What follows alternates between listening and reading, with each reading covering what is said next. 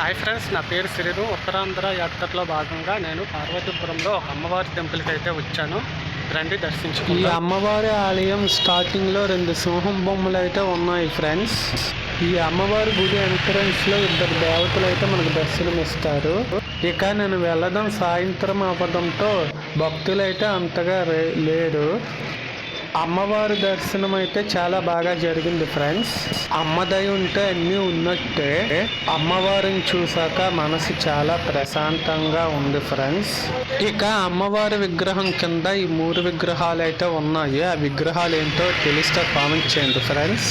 దేవీ నవరాత్రుల సమయంలో ఇక్కడికి వస్తే చాలా అంగరంగ వైభవంగా దేవీ నవరాత్రి వేడుకలు అయితే ఇక్కడ జరుగుతాయి ఫ్రెండ్స్. ఇక్కడ వెలిసిన ఈ దుర్గాదేవి అమ్మవారు చాలా మహిమగల అమ్మవారు, చాలా శక్తివంతమైన అమ్మవారు అని ఇక్కడ ప్రజల నమ్మకం ఫ్రెండ్స్. ఇక అమ్మవారి దివ్య మంగళ రూపం చాలా అద్భుతంగా ఉంది. ఈ అమ్మవారు కోరికలు తీర్చే కలపవల్లని ఇక్కడ ప్రజలు నమ్ముతారు.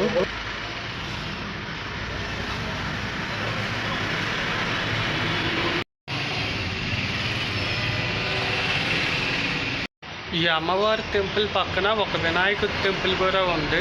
రండి దర్శించుకుందాం. ఈ వినాయకుడి టెంపుల్ దగ్గర ప్రతి సంవత్సరం వినాయక చవితికి ఒక వినాయకుడి బొమ్మనైతే దించుతారు ఫ్రెండ్స్.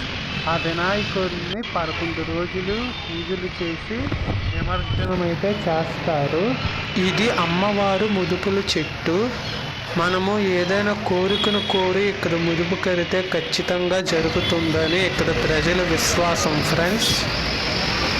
ఈయనని పోతురాజు అని అంటారు ఫ్రెండ్స్. అమ్మవారి తమ్ముడు ఈయన.